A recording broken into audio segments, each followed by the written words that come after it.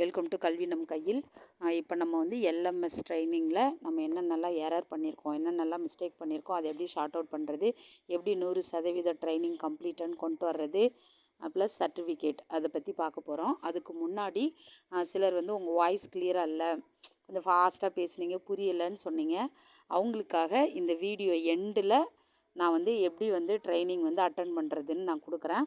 So இப்போ முதல்ல errors தேவைப்படுறவங்க மட்டும் பார்த்துக்கலாம், கடைசியாக வந்து ட்ரைனிங் அட்டன் பண்ணுறவங்க பார்த்துக்கலாம். இப்போ இங்கே பார்த்தீங்கன்னா தெரியும், எனக்கே 83% தான் காட்டுச்சு. எனக்கு வந்து நான் என்ன தப்பு பண்ணேனே தெரியல. எல்லாமே டன்னுன்னு காட்டுது, எல்லாமே வியூ காட்டுது, ஃபீட்பேக் கேட்டால் ஃபீட்பேக்கும் நான் போட்டுட்டேன்னு காட்டுச்சு. அப்புறம் எனக்கே ஒரு டவுட் வந்தது, சரி நம்ம வந்து வீடியோ எடுக்கும்போது M2 மாடியூல் 2ல் தான் நிறைய குழப்பம் இருந்துச்சு.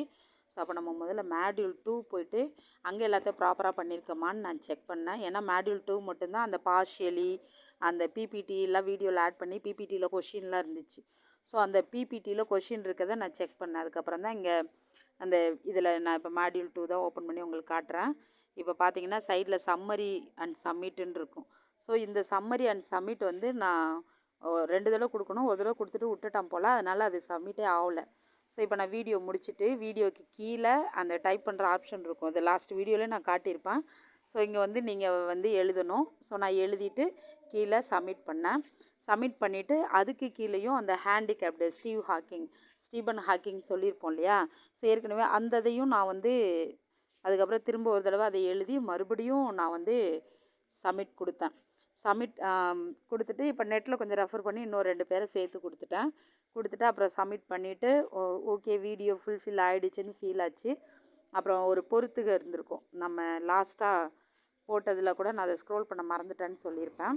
ஸோ அந்த வீடியோ வந்தது, அந்த பிக்சரை அந்த இமேஜுக்குரிய அந்த வேர்ட்ஸை வந்து கரெக்டாக பார்த்து நம்ம ஸ்க்ரோல் பண்ணிட்டு போய் அதை மேட்ச் பண்ணணும். அப்படி மேட்ச் பண்ணி முடித்ததுக்கப்புறம் அதையும் நம்ம என்ன பண்ணணும் அப்படின்னா செக் பண்ணணும்.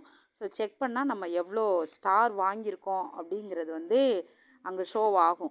ஸோ நம்ம ஃபுல்லாக லாஸ்ட் டைமும் நான் செக் பண்ணேன் தான், இதே மாதிரி தான் காட்டுச்சு. நான் மிஸ் மேட்ச் கொடுத்து திரும்ப சரி பண்ணேன், இப்போ ஸ்டார் காட்டிடுச்சு. அதுக்கு கீழே ஒரு வீடியோ, அந்த இதில் வந்து என்ன அப்படின்னா ஃபஸ்ட்டு 2த்துலேயும் அவங்க பிபிடியாகவே கொடுத்துட்டாங்க. பிபிடியாக கொடுத்துட்டு 3வதுலேருந்து தான் அவங்க வந்து பிபிடி தனியாக கொடுத்தாங்க. அது ஃபஸ்ட்டு 2மே வந்து பிபிடி ஆட் ஆகி தான் இருந்துச்சு. ஸோ அந்த பிபிடியை நம்ம பார்த்துட்டு ஃபுல்லாக முடிச்சுட்டு சம்மரி ரிப்போர்ட் வந்து நான் வந்து கொடுத்தேன். ஸோ சம்மரி ரிப்போர்ட் கொடுத்ததுக்கப்புறமா ஸோ இப்போ நான் அந்த டச் பண்ணுறேன் இல்லைங்களா, இதுதான், இதை கொடுத்ததுக்கப்புறமா தான் அது வந்து 100% அப்படிங்கிறத வந்து காட்டுச்சு. ஸோ இப்போ வந்து நம்ம வந்து அடுத்து நம்ம போய் கிரேடில் போய் செக் பண்ணி பார்த்தா, இப்போ நான் ஃபுல்லாக ஸ்க்ரோல் பண்ணி பார்த்தேன், எல்லாமே சப்மிட் ஆயிருந்துச்சு, எல்லாத்துலேயும் பாயிண்ட் கொடுத்துருந்தாங்க. அதுக்கப்புறம் நான் வந்து கிரேடு போனேன். ஸோ கிரேடு போய்ட்டு பார்த்தா என்னோடதில் வந்து 10% காட்டிடுச்சு. இப்போ என்னோடய எரரை நான் சரி பண்ணிட்டேன். மேக்ஸிமம் எல்லாருக்கும் எரர் வந்தால் இதில் தான் வந்திருக்கும். ஸோ இப்போ இதில் நம்ம போய் பார்த்தோன்னா தெரியும். இப்போ நான் இதை பார்த்தோன்னா இன்னொரு டவுட்டு க்ரியேட் ஆயிடுச்சு. அதுக்கு மட்டும் கிரேடில் 100 கொடுத்துருந்தாங்க, மித்த எந்த வீடியோக்குமே கொடுக்கல. நான் அப்போ என்ன நம்ம ஏதோ டைப் பண்ண எல்லாத்துக்கும் கொடுக்குறாங்க, டைப் பண்ணாததுக்கு வந்து கொடுக்கவே இல்லை. அப்போ வீடியோஸ் ஃபுல்லாகவே நம்ம பார்த்தோம் தான், வேறு எந்த இதுவுமே அதில் பண்ணலை. அப்போ நான் அங்கே போய் செக் பண்ணேன், அது கிரேட் அனலைசிஸ் காட்டுச்சு. அதை கொடுத்தப்ப இங்கே வந்து இந்த மாதிரி ஷோ ஆச்சு. ஸோ அந்த H5P HTML போயிட்டு எதுவுமே சப்மிட் கொடுக்கல அப்படின்னு வந்துச்சு எனக்கு. அதுக்கப்புறம் என்ன பண்ணுறதுனே தெரில. இப்போ செகண்ட் வீடியோவில் திரும்ப போய் உள்ளே ஓப்பன் பண்ணி பார்த்தா நம்ம அங்கே வந்து இன்புட் கொடுத்துருந்தோம், நம்ம டைப் பண்ணியிருந்தோம். ஸோ நம்ம ஏதோ ஒரு இன்ட்ராக்ட் பண்ணியிருக்கோம் எல்லாத்துலேயும். ஸோ நம்ம வந்து ஆன்சர் எழுதுனதோ இல்லை டிக் போட்டதோ ஏதோ ஒன்று பண்ணின எல்லாத்துக்குமே அவங்க கிரேடும் கொடுத்துட்டாங்க, பர்சன்டேஜும் கொடுத்துட்டாங்க. ஆனால் நம்ம சும்மா பார்த்த வீடியோக்கு எதுக்குமே அவங்க வந்து கிரேடும் கொடுக்கல, பர்சன்டேஜும் கொடுக்கல. அப்போ அங்கே ஏதோ தப்பு இருக்கோ அப்படின்னு சொல்லி தோணுச்சு. அப்புறம் நான் அதை வந்து ரெஃபர் பண்ணேன். அதுக்கப்புறம் அதுக்குள்ளே போய் அந்த கிரேட் அனலைசிஸ் போயிட்டு உள்ளே போய் HTML போய் அதில் அக்கௌண்ட்டு க்ரியேட் பண்ணி வீடியோ க்ரியேட் பண்ணி அதுக்கப்புறம் எனக்கே ஒரு டவுட் வந்துருச்சு, இவ்வளோத்தையும் செஞ்சு கண்டிப்பாக இந்த ட்ரைனிங் கம்ப்ளீட் பண்ணுற மாதிரி இருக்குமா அப்படின்ட்டு. அப்புறம் திரும்ப 2 டேஸ் நான் எடுத்துக்கிட்ட டைமு, 2 நாளும் எதையோ போட்டு தேடி எங்கெங்கேயோ தேடி கடைசி வரைக்குமே என்னால் வந்து அந்த வீடியோ க்ரியேட் பண்ணி அதில் பேஸ்ட் பண்ணணுன்றதை அக்செப்ட் பண்ணிக்க முடியல. இதோ இங்கே இருக்குது பாருங்கள், H5P, இதை தான் நான் கிளிக் பண்ணேன். கிளிக் பண்ணோன்னே இது இங்கே உள்ளே போயிடுச்சு. இதுக்குள்ளே போய் நான் அக்கௌண்ட் க்ரியேட் பண்ணி வீடியோ க்ரியேட் பண்ணி எல்லாமே போட்டேன். ஆனால் அவ்வளோவும் பண்ணணுமான்னு டவுட் வந்துருச்சு. அதனால் நான் வீடியோ எதுவுமே பேஸ்ட் பண்ணல, அப்படியே விட்டுட்டேன். ஃபைனலாக ஓகே. இப்போ இந்த ப்ராசஸ் வந்து இது வந்து இன் ப்ராசஸ் தான் காட்டுச்சு. நீங்கள் பார்த்தீங்கன்னா தெரியும். கிளிக் பண்ணி கிரேடுக்குள்ளே போனீங்கன்னா வார்னிங் சொல்லிட்டு ஒரு மெசேஜ் வந்திருக்கும். அப்புறம் ஃபைனலாக எனக்கு என்ன கன்க்ளூஷனுக்கு நான் வந்திருக்கேன்னா, நிறைய பேருக்கு பர்சன்டேஜ் ஃபஸ்ட்டு கம்மியாகி அவங்க எதுவுமே சேஞ்ச் பண்ணல. நான் அவங்களுக்கும் 100ன்னு வந்திருக்கு. ஸோ அப்போ அந்த மாதிரி இதுவும் வந்து அந்த சப்மிட் வந்து அவங்களே கொடுத்துப்பாங்களா, அதை வந்து இப்போதைக்கு லாக் பண்ணி வச்சுருக்காங்களா, இல்லை நம்ம தான் பண்ணணுமா? ஏன்னா இது +2 வரைக்கும் அப்படின்னும்போது மேபி வீடியோ பேஸ்ட் பண்ணுற மாதிரி ஆப்ஷன் கூட இருந்திருக்கலாம். நம்ம கொஞ்ச நாள் வெயிட் பண்ணி பார்ப்போம். ஜான்வரி 10 வரைக்கும் டைம் இருக்குது. ஸோ இதில் ஏதாவது சேஞ்சஸ் ஆகுதான்னு நான் அப்பப்போ செக் பண்ணிக்கிட்டே இருக்கேன். அப்படி சேஞ்சஸ் ஆகுதே இல்லை நம்ம திரும்ப பண்ணுறது மாதிரி இருக்குது, எந்த தகவலாக இருந்தாலும் நான் வந்து உடனே அப்டேட் கொடுக்குறேன். அது வரைக்கும் நம்ம இந்த 100% வந்துருச்சுன்னா நம்ம வந்து ட்ரைனிங் முடிச்சிட்டோம் அப்படிங்கிற கான்சன்ட்ரேஷனுக்கு வந்துடலாம். ஸோ நானும் செக் பண்ணிக்கிட்டே இருக்கேன். செக் பண்ணிட்டு நான் அப்லோட் பண்ணுறேன். சர்டிஃபிகேட் டவுன்லோட் ஆப்ஷன் வந்தாலும் நான் உடனே அதை வந்து அப்டேட் பண்ணுறேன். இப்போ நம்ம இனிஷியேட்டடாக எப்படி எல்எம்எஸ் ட்ரைனிங் பண்ணுறதுன்னு பார்க்கலாம். வெல்கம் டு கல்வி நம் கையில். இப்போ நம்ம வந்து அந்த மாற்றுத்திறனாளி குழந்தைகளுக்கான உள்ளடங்கிய கல்வி, அது பாட்டுக்கு வீடியோ ஓடிட்டே இருக்கட்டும். வீடியோ முடிச்சதுக்கப்புறம் நீங்கள் பிபிடி பாருங்கள். அதுக்கப்புறமா நீங்கள் குவிஸ்க்கு வந்து போங்க. அதுதான் சரியாக இருக்கும். ஓகே, நம்ம இப்போ வீடியோக்குள்ளே போயிடலாம். வெல்கம் டு கல்வி நம் கையில். இப்போ நம்ம வந்து அந்த மாற்றுத்திறனாளி குழந்தைகளுக்கான உள்ளடங்கிய கல்வி, அந்த ஆன்லைன் பயிற்சியை எமிஸில் நம்மளுடைய இண்டிவிஜுவல் லாகின் ஓப்பன் பண்ணி அந்த எல்எம்எஸ் ஸ்கூல் மேனேஜ்மெண்ட் சிஸ்டம் அந்த ஆப்ஷனுக்கு உள்ளே நம்ம போயிட்டு, ஸோ இண்டிவிஜுவல் ஐடியை ஓப்பன் பண்ணி மேலே இருக்க அந்த லாக் அவுட் கொடுப்போம் இல்லையா, அதை டச் பண்ணால் அந்த எல்எம்எஸ் வரும். அதை டச் பண்ணி அதுக்குள்ளே போய் நம்ம இப்போ ட்ரைனிங் கம்ப்ளீட் பண்ண போகிறோம்.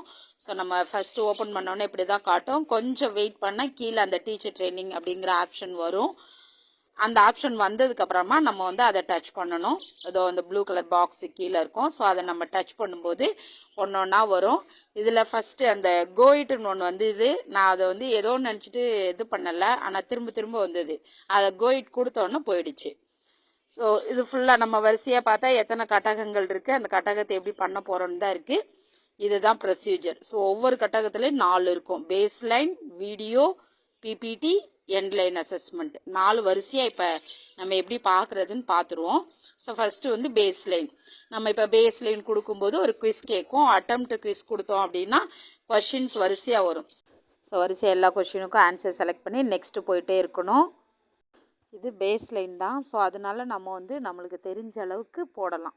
அக்யூரேட்டாக சரியாக போட முடியுமா அப்படின்னா தெரியல. ஸோ அப்போ நம்ம ஒரு கொஷினாக போட்டு நெக்ஸ்ட்டு கொடுத்து லாஸ்ட்டாக ஃபினிஷிங் பாயிண்ட்டுன்னு ஒன்று வரும். ஸோ ஃபினிஷ் கொடுத்தோன்னா அடுத்து சப்மிட் கேட்கும்.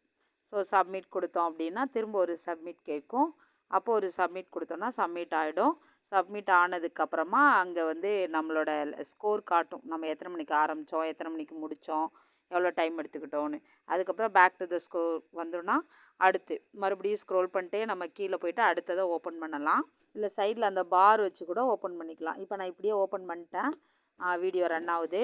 ஸோ வீடியோவை நம்ம பார்த்து முடிச்சுட்டு வீடியோ முடிச்சதுக்கப்புறம் கீழே வந்து பிபிடியும் வரும். இதில் என்ன அப்படின்னா ஃபஸ்ட்டு 2த்துலேயுமே வீடியோடையோடய சேர்த்து பிபிடியே ஆட் பண்ணிட்டாங்க. அதுக்கு அடுத்து எல்லாமே பிபிடி வந்து தனித்தனியாக வரும். ஸோ நம்ம இப்போ வந்து வீடியோவை அப்படியே பிபிடியோட சேர்த்து பார்த்துட்டு அடுத்து எண்டு குவிஸ் போயிடணும். இதில் என்ன கொடுத்துருக்காங்களோ அது எல்லாத்தையும் முடிச்சுட்டு நம்ம அப்படியே எண்டு குவிஸ் போயிடணும். எண்ட்லைன் அசஸ்மெண்ட்டு. இங்கே எண்ட்லைன் அசஸ்மெண்ட்டு மாடியூல் 2க்கு நான் காட்டியிருக்கேன். அந்த பின் திறனறி டச் பண்ணோன்னா ஓப்பன் ஆகும். அடுத்த அட்டெம்ப்ட் குவிஸ்ஸு. ஸோ எப்படி பேஸ்லைனோ அதே மாதிரி தான் எண்ட்லைனும். இங்கே வீடியோ பார்த்து தகவல் தெரிஞ்சுட்டு ஆன்சர் பண்ண போகிறோம். இங்கே வந்து நான் ஒரு தப்பு பண்ணியிருந்தேன். என்னென்னா ஒரு ஆப்ஷன் மட்டும் செலக்ட் பண்ணியிருந்தேன். இங்கே பார்ஷியலி கிடையாது, நம்ம நிறைய ஆப்ஷன் செலக்ட் பண்ணலாம். ஸோ இதை மட்டும் கொஞ்சம் பார்த்து பண்ணிக்கோங்க. அதனால் நான் இப்போ இதை இங்கே வச்சுருக்கேன். ஸோ M1 வந்து எப்படியோ ஆட் பண்ணாமல் விட்ருக்கேன். ஸோ எல்லாமே அதே தான். அப்போ வீடியோ பார்க்க போகிறோம். முதல்ல முன் திறனறி, வீடியோ, பின் திறனறி எல்லாத்தையுமே சப்மிட் பண்ணிட்டோம் அப்படின்னா நம்மளுக்கு ரெக்கார்டு வந்துடும். இது மாதிரி தான் இதான். ஸோ இதே மாதிரி 7க்கும் போட போகிறோம். இப்போ நம்ம 7வது இது பின் திறனறி தேர்வு எண்ட்லைன் அசஸ்மெண்ட்டு பார்க்குறோம். ஸோ அதை முடிச்சிட்டோன்னா அதோட ரிப்போர்ட்டு காட்டும்.